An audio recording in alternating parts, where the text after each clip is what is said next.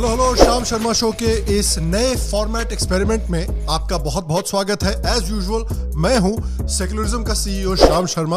आज का एपिसोड देखने के लिए बहुत बहुत धन्यवाद और आप सबको एक सेक्युलर प्रणाम। जैसा कि मैंने आपको बताया था, कई लोग मुझे कहते हैं कि श्याम यार, हफ्ते में तू जो 2 शो करता है उसमें बहुत सारी स्टोरीज जो हैं वो मिस हो जाती हैं। मैंने सोचा एक नए फॉर्मेट के साथ एक्सपेरिमेंट किया जाए, जहां पर हम हफ्ते की कुछ इंपॉर्टेंट स्टोरीज को ब्रीफली डिस्कस भी कर सकते हैं और उसके साथ साथ जो बड़ी मेन स्टोरीज हुई हैं उसके ऊपर फोकस भी कर सकते हैं। तो एज यूजुअल ये शो डेवलप होता रहेगा और इवॉल्व होता रहेगा और आपका फीडबैक बहुत बहुत वेलकम है। तो आइए आज की बड़ी स्टोरीज को डिस्कस करते हैं। इस हफ्ते खबर ये आई है कि ओमिक्रॉन और डेल्टा वेरिएंट के बाद कोविड का एक नया वेरिएंट निकल के आया है जिसका नाम है ईहू। अब ये ईहू क्या है? ये ईहू ये तो मुझे पता नहीं, लेकिन 2022 में बड़ा इंटरेस्टिंग होगा ये देखना कि साल खत्म होने तक ज्यादा क्या होते हैं, कोविड वेरिएंट्स या जेंडर्स। क्या पता साल खत्म होते होते तक एक ट्रांसजेंडर कोविड वेरिएंट भी निकल कर आ जाए जिसको उसकी बहादुरी के लिए एक नोबेल पीस प्राइज अवार्ड भी दिया जाएगा। सागरिका घोष ने अनाउंस किया कि एक लेफ्टिस्ट होते हुए वो भारत के पूर्व प्राइम मिनिस्टर अटल बिहारी वाजपेयी की एक बायोग्राफी भी लिख रही हैं। उन्होंने कहा कि ये बायोग्राफी लिखनी जरूरी इसलिए थी क्योंकि आज के मोदी के कंपैरिजन में prime minister Atal Bihari Vajpayee actually उतने बुरे नहीं थे, एक्चुअली काफी बैलेंस थे।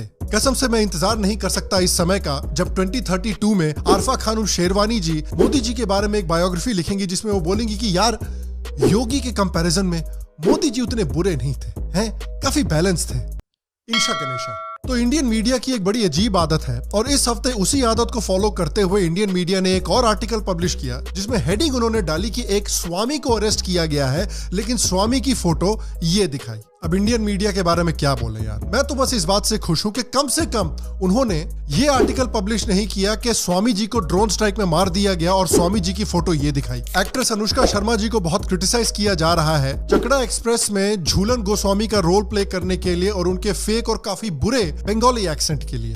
यार इतना बुरा है क्या? जब जर्सी खुद के नाम का नहीं तो फैन किस नाम को फॉलो करेगा? किंतु चिंता करो ना, आज जर्सी पे अपना नाम बना लिया, आजकल अपना पहचान भी बना लेगा।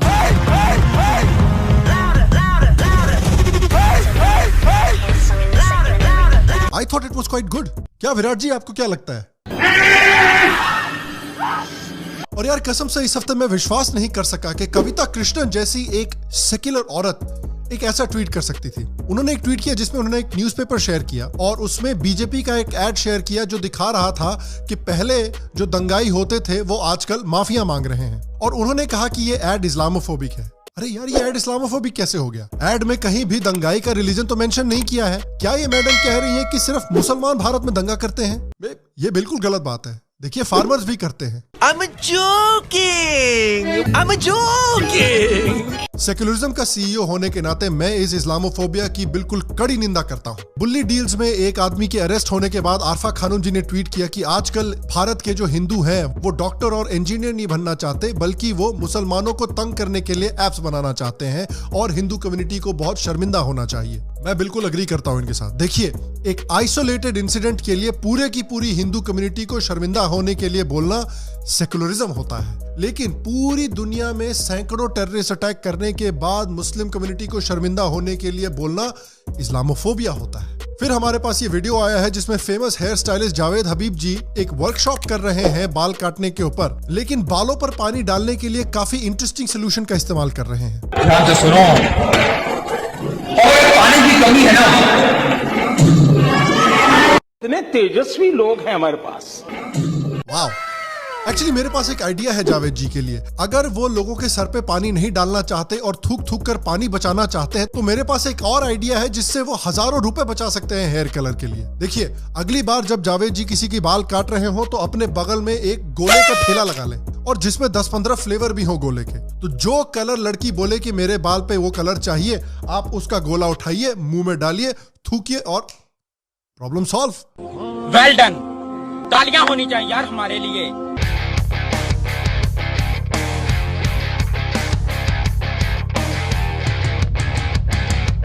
लेकिन इस हफ्ते की एक बहुत बड़ी ब्रेकिंग स्टोरी जो आई है वो नरेंद्र मोदी से रिलेटेड आई है। आपने देख ही लिया होगा अभी तक कि पंजाब में प्राइम मिनिस्टर मोदी की एक बहुत बड़ी सिक्योरिटी ब्रीच हुई है। जब प्राइम मिनिस्टर मोदी का जो कॉन्वॉय था वो एक फ्लाईओवर के ऊपर ऑलमोस्ट 20 मिनट तक फंस गया था क्योंकि उस फ्लाईओवर को प्रोटेस्टर्स ने जाम करके रखा हुआ था। अब देखिए, special protection group act section 14 के मुताबिक स्टेट गवर्नमेंट की और स्टेट एडमिनिस्ट्रेशन की रिस्पॉन्सिबिलिटी बनती है कि पूरा सपोर्ट और पूरी असिस्टेंस वो प्रोवाइड करे, ये इंश्योर करने के लिए कि पीएम का जो कॉन्वॉय है वो सेफली किसी भी एरिया से निकल सके। और जो पीएम के साथ हुआ है वो एक बहुत ही डेंजरस सिचुएशन थी जिसको कैप्टन अमरिंदर सिंह ने एक्सप्लेन किया है काफी क्लियरली। उन्होंने कहा कि भाई जहां पर प्राइम मिनिस्टर मोदी की गाड़ी फंसी थी वो पाकिस्तान बॉर्डर से सिर्फ 10 किलोमीटर दूर है और 20 मिनट तक इतने वल्नरेबल पोजीशन में प्राइम मिनिस्टर मोदी फंसे हुए थे कि बहुत लक की बात है कि उनके ऊपर कोई एक्चुअल अटैक हुआ नहीं। और ये पूरी तरह से पंजाब गवर्नमेंट की तरफ से लॉ एंड ऑर्डर का फेलियर है। इनफैक्ट 3 लीक डॉक्यूमेंट्स निकल कर आए हैं जो दिखाते हैं कि जनवरी 1, जनवरी 2 और जनवरी 4 को बार बार पंजाब गवर्नमेंट को यह आदेश दिया गया था कि पुलिस जो है वो प्राइम मिनिस्टर की फ्री मूवमेंट को इंश्योर करे और ऑल्टरनेटिव रूट्स डेवलप करे अगर किसी भी रूट पर कोई भी प्रॉब्लम होती है तो। इनफैक्ट पंजाब एडीजीपी नरेश अरोड़ा के नोट में लिखा हुआ है कि फार्मर्स एजिटेशन चल रही है इसलिए ऑल्टरनेटिव रूट्स डेवलप करना बहुत जरूरी है। बार बार इन मेमोज में यह कहा गया है कि प्रोटेस्टर्स का ध्यान रखें और देखें कि प्रोटेस्टर्स कहां पर रोड ब्लॉक करने की कोशिश कर रहे हैं और उसको रोका जाए। और इतनी बड़ी फेलियर के बावजूद कांग्रेस लीडर और पंजाब के जो चीफ मिनिस्टर चन्नी हैं वो बहाने बना रहे हैं। वो कह रहे हैं कि भाई ये जो चेंज हुआ है वो बिल्कुल लास्ट मिनट चेंज हुआ है क्योंकि इनिशियली प्राइम मिनिस्टर जो थे वो हेलीकॉप्टर से फिरोजपुर जाने वाले थे लेकिन बुरे वेदर कंडीशंस की वजह से उनको गाड़ी से जाना पड़ा। उन्होंने कहा कि जो प्राइम मिनिस्टर मोदी के साथ हुआ है वो कुदरती है, कुदरती चेंज है। बताइए, जो पार्टी बोलती थी कि when a big tree falls the earth shakes, जो पार्टी सिखों के मर्डर के बाद बोलती है कि भाई अरे हुआ तो हुआ, 84 में हुआ तो हुआ, 84 में हुआ तो हुआ, वो अब बोल रहे हैं कि भाई ये तो सब कुदरती है, बिरयानी की तरह। लेकिन चन्नी के स्टेटमेंट के बावजूद पंजाब के डिप्टी प्राइम मिनिस्टर ने कहा है कि ये एक्चुअली एक बहुत बड़ा सिक्योरिटी लैप्स था और ऑल्टरनेटिव रूट प्राइम मिनिस्टर के लिए प्लान करना चाहिए था लेकिन प्लान नहीं किया गया।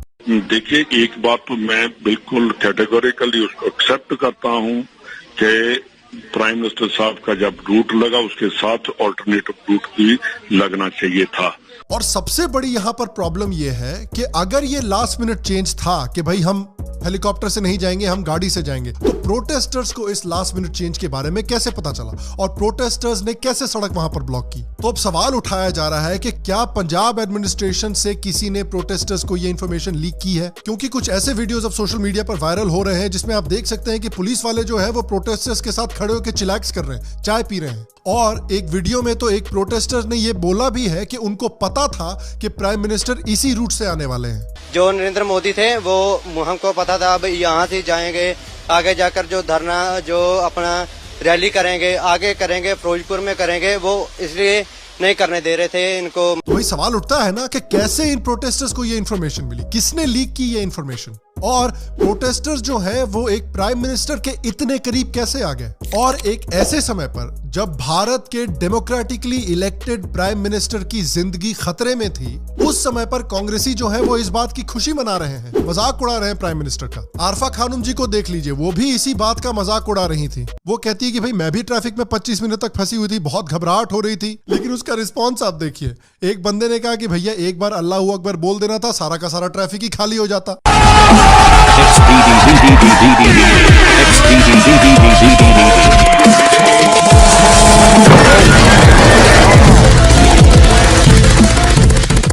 कमाल की बात यह है कि कांग्रेस और कांग्रेस के सपोर्टर्स इस बात की खुशी मना रहे हैं, मजाक बना रहे हैं, इसके बावजूद कि उनके खुद के 2 प्राइम मिनिस्टर्स को सिक्योरिटी लैप्सेस की वजह से टेररिस्टों ने मारा है। लेकिन ये कांग्रेस की पुरानी स्ट्रेटजी है भैया, देख लीजिए। 1980s में जब उनका पावर खतरे में था तब उन्होंने पूरे पंजाब को जलाकर राख कर दिया इलेक्शन जीतने के लिए। अभी फिर से जब पंजाब में उनकी पावर खतरे में है तो वो फिर से पंजाब में आग लगाने की कोशिश कर रहे हैं। आप समझने की कोशिश कीजिए कि अगर इस हालत की वजह से प्राइम मिनिस्टर मोदी के ऊपर कुछ सीरियस अटैक हो जाता और खुदा ना खास्ता उनको कुछ हो जाता तो कितनी इंस्टेबिलिटी होती इंडिया में, कितनी इंस्टेबिलिटी होती पंजाब में और कितनी बुरी हालत होती पूरे देश की। इनको ये समझ में नहीं आ रहा है कि इनकी तरह बाकी इंडिया जो है वो इस बात की खुशी नहीं मना रहा है। और फनी बात तो इस पूरे सिचुएशन की ये है कि प्राइम मिनिस्टर मोदी का जो कांग्रेस मुक्त भारत का सपना था वो सपना कांग्रेसी खुद पूरा कर रहे हैं। मोदी को कुछ मेहनत करने की जरूरत भी नहीं है। तो खबर ये आ रही है कि सेंटर ने एक टीम बनाई है जो इस पूरे मामले को डिटेल में इन्वेस्टिगेट करेगी और इसकी तह तक पहुंचने की कोशिश करेगी। भाई देखिए, होपफुली इसका एक ही सोल्यूशन है कि जितने भी पुलिस ऑफिसर्स, जितने भी एडीजीपी वगैरह लोग इसमें इन्वॉल्व हो और पॉलिटिशियन वगैरह इन्वॉल्व हो, उन सब की नौकरी जानी चाहिए। तो अगले कुछ दिनों में इस पर और डेवलपमेंट होने वाली है और जिस तरह से इस पर डेवलपमेंट होती है और किस तरह से कांग्रेस पार्टी अपनी खुद की कब्र खोद रही है पूरे इंडिया में, उसके बारे में आपको अगले हफ्ते भी अपडेट किया जाएगा।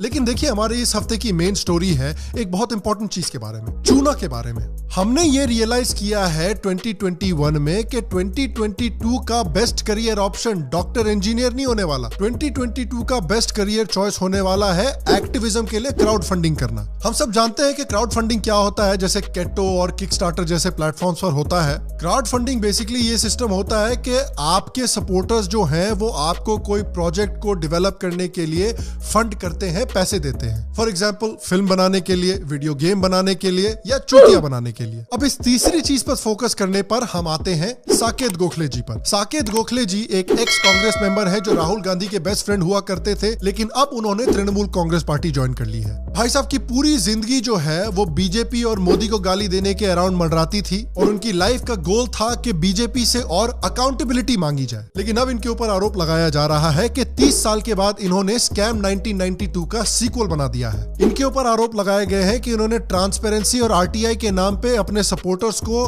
76 लाख रुपए का चूना लगाया है। अब देखिए, सबसे पहले ये बोलना जरूरी है कि ये एलिगेशंस लगाए गए हैं इनके ऊपर। ये मेरी इंफॉर्मेशन नहीं है। जो भी इंफॉर्मेशन मैं यहां पर आपको बता रहा हूं, ये दूसरे लोगों ने एलिगेशंस इनके ऊपर लगाए हैं। तो साकेत भाई कंट्रोल है। तो कुछ ट्विटर यूजर्स ने साकेत गोखले के ऊपर आरोप ये लगाया है कि पिछले 3 सालों में क्राउड फंडिंग करके इन्होंने 76 लाख रुपीस कमाए हैं, लेकिन उसकी कुछ अकाउंटेबिलिटी नहीं दी है। बताइए, 3 साल में 76 लाख रुपीस। अगर 3 इडियट्स के पिताजी को ये बात पता होती तो 3 इडियट्स का वो सीन काफी डिफरेंट होता। मेरा बेटा आरटीआई एक्टिविस्ट बनेगा। लोगों ने कहा है कि 2019 में सीए प्रोटेस्ट और आर्टिकल 370 के नाम पर इन्होंने अराउंड 28 लाख रुपए कलेक्ट किए थे और 2020 में फार्मर्स प्रोटेस्ट के नाम पर इन्होंने अराउंड 48 लाख रुपए कलेक्ट किए थे, जो टोटल मिलाकर होता है 40 लाख। अरे नहीं यार, 76 लाख। तो लोग इतना नाराज क्यों हो रहे हैं? क्या क्राउड फंडिंग इतनी गलत चीज है? नहीं, क्राउड फंडिंग गलत चीज नहीं है, लेकिन इनके ऊपर आरोप यह लगाया जा रहा है कि क्राउड फंडिंग की शुरुआत में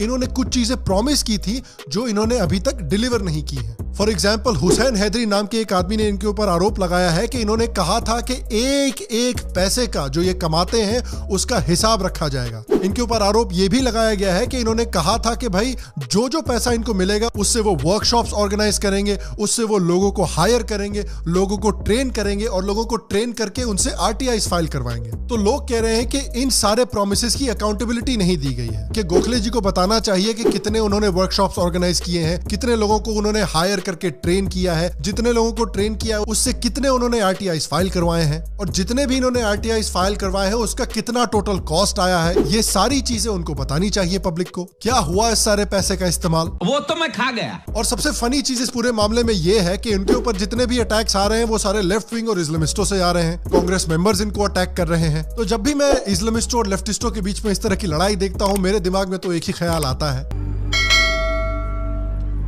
Let them fight. अब इन सारे एलिगेशंस के रिस्पांस में साकेत जी ने बोला है कि भैया जितनी भी इंफॉर्मेशन है सारी की सारी जिस वेबसाइट पे मैंने पैसे इकट्ठा किए हैं उस वेबसाइट पर मौजूद है। लेकिन बात तो ये है कि जिस वेबसाइट पर उन्होंने पैसे इकट्ठा किए हैं वो वेबसाइट अचानक से गायब हो गई है और जो लिंक है उस वेबसाइट का वो लिंक भी पूरी तरह से टूटा हुआ है। इनफैक्ट गोखले ने तो ये कहा था कि मिड 2020 में उन्होंने अपनी क्राउड फंडिंग जो थी वो बंद कर दी थी, लेकिन कुछ लोगों ने ये भी एलिगेशंस लगाए हैं कि उनकी क्राउड फंडिंग जो है वो 2020 के एंड तक भी चल रही थी और 2020 2020 से वो एक्चुअली रेजर पे नाम के एक प्लेटफॉर्म पे आ गए हैं, जिसपे कि ये दिखाया भी नहीं जाता कि लोग कितने पैसे एक्चुअली कलेक्ट कर रहे हैं। और याद रखिए कि भाई साहब का जो पूरा प्लेटफॉर्म है वो ट्रांसपेरेंसी के ऊपर बना हुआ है और अकाउंटेबिलिटी के ऊपर बना हुआ है। और जब उनसे अकाउंटेबिलिटी मांगी जा रही है तो अब आके वो भाई साहब कह रहे हैं कि भैया जब मैंने पैसे कमाए थे तो मैंने ये नहीं कहा था कि मैं हर एक पैसे का हिसाब दूंगा। बताइए भैया, इनके डोनर्स की जरा हालत सोचिए आप। देखता हूँ कितनी दूर भागता है। रुका ना तो पिछवाड़े पे ऐसी लात मारूंगा कि टट्टी करते वक्त ना चीख निकली। काफी बड़े बड़े साइज का चूना लगा है लोगों को, और इनफैक्ट बड़ी बड़ी पर्सनालिटीज ने भी डोनेट किए थे इनको पैसे। क्या साइमा जी? गणपति के चंदे की रसीद। ओए टिक्की, ओए चूना लगा दिया। लोड़े के फैक्ट चेकर जुबैर जो हैं, जिनके साथ मिलके इन्होंने इतने सारे आरटीआई फाइल किए थे, आजकल इन दोनों में पता नहीं क्या इंटरेक्शन हो रही होगी। 9:30 मुझे गुरूर नहीं हो रहा, मैं बोल रहा तुमको कल 9:30 बजे कॉल मत करना। अगर जिंदगी में सच में कॉल मत करोगी, मैं बोला कॉल मत करना, मैं तुमसे दूर जाना चाहता हूँ। देखिए ये कोई नई बात नहीं है। मोदी को गरिया गरिया के क्राउड फंडिंग करना, ये तो बहुत बढ़िया इंडस्ट्री चल रही है आजकल, और कई लोगों के ऊपर मिस अप्रोप्रिएशन के आरोप भी लगे हैं। इनफैक्ट इंडियन एक्सप्रेस ने एक आर्टिकल पब्लिश किया था जिसमें अलेजेडली राणा आयुब जो है उनके ऊपर भी ये आरोप लगाया गया है कि उन्होंने जो मोदी के नाम पर पैसे इकट्ठे किए थे उसको मिस अप्रोप्रिएट किया गया है। शेहला राशिद और दीपिका सिंह राजावत के ऊपर भी ये आरोप लगाया गया है कि अलेजेडली जो पैसे उन्होंने कठुआ के नाम पर इकट्ठा किए थे वो फैमिलीज तक पहुंचे भी नहीं है। 2015 में तीस्ता सेतलवाड़ नाम के एक एक्टिविस्ट के ऊपर भी आरोप लगाया गया था कि गोधरा राइट्स के नाम पे जो उन्होंने पैसे इकट्ठा किए थे उस पैसे को भी मिस अप्रोप्रिएट किया गया है। तो क्या सीखा हमने? What did we learn on the show tonight, Sham? भैया मॉरल ऑफ द स्टोरी ये है कि आप लोगों को कितना भी बड़ा चूना लगा सकते हैं, कितने समय तक भी चूना लगा सकते हैं, एज लॉन्ग एज आप सही आदमी को अटैक कर रहे हैं और सही आदमी से जुड़े हुए हैं। देखिए इनको तब तक सपोर्ट मिल रहा था जब तक ये कांग्रेस पार्टी से जुड़े हुए थे। जैसे ही इन्होंने कांग्रेस पार्टी छोड़ के तृणमूल कांग्रेस ज्वाइन कर ली, इनको अटैक करना शुरू कर दिया और इनसे अब अकाउंटेबिलिटी मांगी जा रही है। और ऑनेस्टली अगर देखा जाए तो इसमें क्या कंट्रोवर्सी है? भाई क्राउड फंडिंग करना कोई गलत काम तो नहीं है। इन्होंने सबसे बड़ी गलती ये की कि शुरुआत में इन्होंने बोला कि एक एक पैसे का अकाउंट रखा जाएगा, अकाउंटेबिलिटी दी जाएगी और कैसे इस्तेमाल किया जा रहा है वो बताया जाएगा, और अब जाके वो अकाउंटेबिलिटी नहीं देना चाहते। और अब जब इनसे सवाल पूछा जा रहा है तो ये बोल रहे हैं कि भाई मेरा पैसा मैं जो करूं इसके साथ। गोरे को मैं कहूँ काला, जीजा को मैं बोलूं साला, नदी को मैं बोलूं नाला, चाबी बिना खोलूं ताला, मैं चाहे ये करूं मैं चाहे वो करूं, मेरी मर्जी। देखिए आप जानते ही हैं कि जब मैं पेट्रियन पर पैसे मांगता हूं या यूट्यूब पर आपसे सपोर्ट मांगता हूं तो आपको पता ही है वो पैसा कहां जा रहा है, मैरिजुआना और कोकेन। आपको पता है कि ये सपोर्ट मैं इसलिए मांग रहा हूं ताकि मेरे को दूसरे नौकरियां ना करना पड़े, ताकि मैं सारा का सारा अपना फोकस इस शो पर आपके लिए इंफॉर्मेशन देने पर और आपको एंटरटेन करने पर लगा सकूं। तो basically moral of the story ये है कि अगर आप चूना लगाना चाहते हैं तो कांग्रेस पार्टी के साथ जुड़कर लोगों को चूना लगाएं। और फाइनली मैं आपसे पूछना चाहता हूं कि ये नया फॉर्मेट आपने कैसा एंजॉय किया? क्या आपको पसंद आया? क्या इसमें कुछ खामियां थी? क्या आप कुछ फीडबैक देना चाहते हैं? अगर आपको पसंद आया तो प्लीज एक लाइक और थम्स अप जरूर दे दें। अगर आपको कुछ फीडबैक देना है तो प्लीज नीचे कॉमेंट सेक्शन में फीडबैक जरूर दें। अगर इस तरह का फॉर्मेट आप और देखना चाहते हैं, इस तरह का लंबा एपिसोड देखना चाहते हैं जिसमें मैं हफ्ते की चीजें प्रॉपर्ली आपके साथ डिस्कस कर सकूं, तो प्लीज नीचे कमेंट सेक्शन में मुझे जरूर बताएं। और ये शो और भी डेवलप होगा, इसमें और भी कई एलिमेंट्स ऐड होने वाले हैं, तो उन एलिमेंट्स को अगर आप देखना चाहते हैं, शो की डेवलपमेंट को देखना चाहते हैं, तो प्लीज सब्सक्राइब करें, बेल आइकॉन को जरूर दबाएं। शाम शर्मा शो के पेट्रियन और यूट्यूब पर एक मेंबर भी जरूर बने इस शो को और ग्रो करने में मदद करने के लिए। बाकी मैं आपको अगले एपिसोड में मिलूंगा और तब तक स्वस्थ रहें, सुखी रहें, फिर मिलेंगे। और आप सबको एक सेकंड अपना